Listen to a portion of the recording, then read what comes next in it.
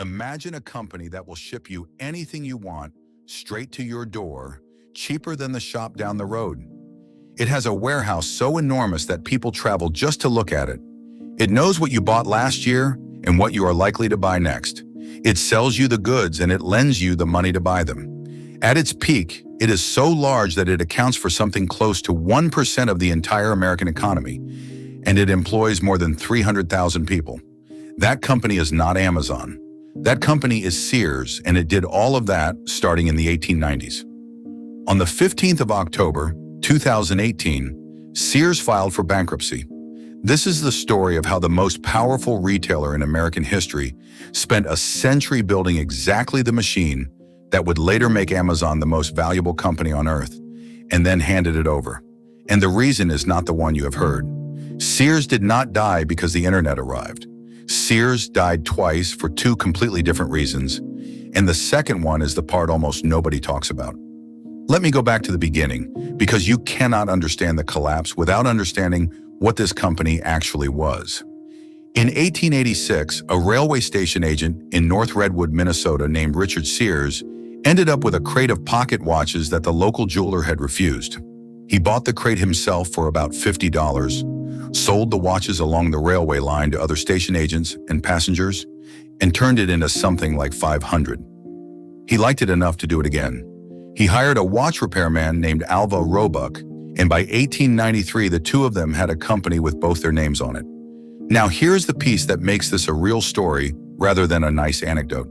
At that time, most Americans lived in the countryside, and country people bought everything from the one general store within reach.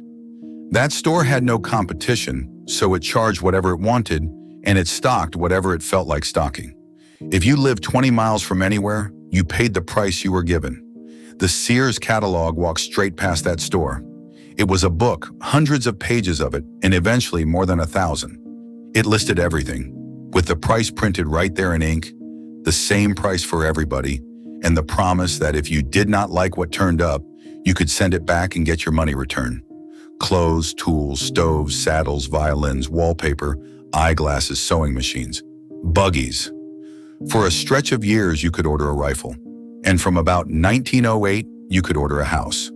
An actual house, a kit of some thousands of numbered pieces, delivered by rail with an instruction book, and roughly 70,000 American homes were bought that way. Here is the 5-year-old version, and it is the whole episode. Sears was never really a shop. Sears was a pipe. At one end of the pipe were the factories that made things. At the other end were people scattered across an enormous country. Sears built the pipe between them, the buying power to get goods cheap, the book that told you what existed and what it cost, the warehouse to hold it all, the paperwork to move it, and the trust that made a stranger post money to an address in Chicago. The goods changed constantly. The pipe was the business, and the pipe was extraordinary. In 1906, Sears opened a mail order plant in Chicago covering roughly 3 million square feet, one of the largest buildings in the world at the time, built entirely around the problem of getting a specific object into a specific box on a specific day. 2 pieces of public infrastructure made it possible. Free delivery to rural addresses arrived in 1896, and cheap parcel post arrived in 1913. Sears did not own the roads. Sears owned the pipe that used them. So far, this is a story about a company that understood exactly what it was. And to prove that, watch what happens next, because Sears then did the hardest thing in business, and it did it successfully. America changed. People moved to cities and bought cars. Suddenly, the customer was not stranded 20 miles from a shop. The customer could drive to one. A mail order company built for isolated farmers was pointed at a country that was rapidly stopping being that. Sears did not hedge, and it did not wait. Under a general named Robert Wood, it opened its first retail store in 1925, and then it built stores everywhere, deliberately placed for people arriving by car, with parking on the edges of towns.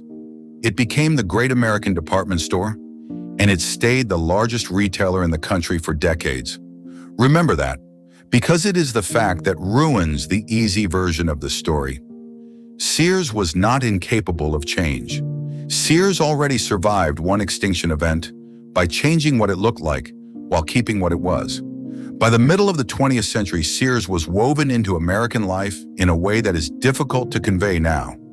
Kenmore appliances, Craftsman tools, DieHard batteries, all its own brands, all trusted. It sold you insurance through Allstate, which it founded in 1931. In the 1980s, it added a stockbroker and an estate agency and launched its own credit card, Discover. You could buy a spanner, a house, a share portfolio, and a car battery from the same company. In September of 1973, Sears employees began moving into the Sears Tower in Chicago, 110 stories, the tallest building in the world, and it held that title for about a quarter of a century. That building is the high watermark. A company builds the tallest thing on earth when it is certain about the future, and then comes the part that should make your stomach turn. In 1984, Sears went in with IBM and CBS on a venture that became Prodigy, one of the first consumer online services. And by the end of that decade, it was reaching American homes. Before the web existed, Sears was already putting a catalog on a screen in people's living rooms. It had the brands, the customer list, the credit card, the warehouses, the delivery relationships, and 100 years of experience shipping a box to a stranger. Everything Amazon would later assemble from nothing, Sears already owned. In January of 1993, Sears canceled the catalog. The big book, the thing that made the company, was shut down as an unprofitable relic, a few months short of its 100th year. It was announced alongside 113 store closures and around 50,000 job cuts, after a loss the previous year of roughly $3.9 billion. 2 years later, in 1995, Amazon started selling books out of a garage. Now be fair to them for one moment, because the decision was not insane on paper. The catalog was losing money, discount chains were beating Sears on price, and Walmart had already passed it to become the largest retailer in America in 1989.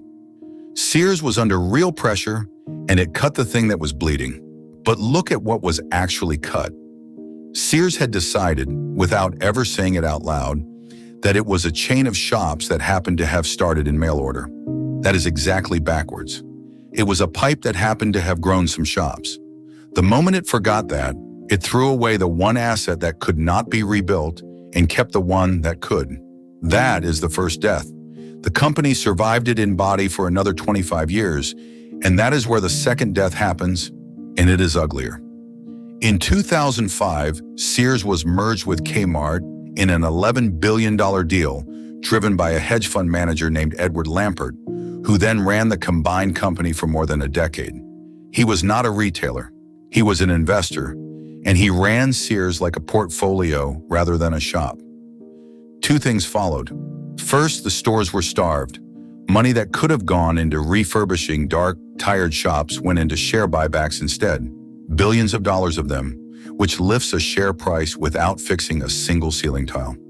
Second, the company was reorganized into dozens of separate business units that were made to compete against each other for resources, each with its own leadership and its own numbers, an arrangement reported at length by Bloomberg Businessweek in 2013. Executives described divisions of the same company, treating each other as rivals. Then the parts started leaving. Land's End was spun off in 2014. The following year, 235 Sears and Kmart stores were sold into a property trust and rented straight back, raising about $2.7 billion and turning buildings the company owned into a bill it had to pay every month.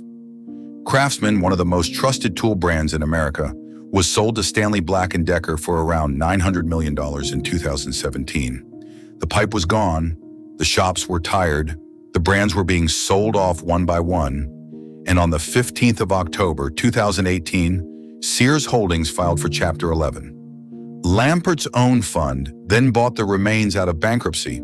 A company that once had around 350,000 employees is now fewer than 10 stores you would have to search for.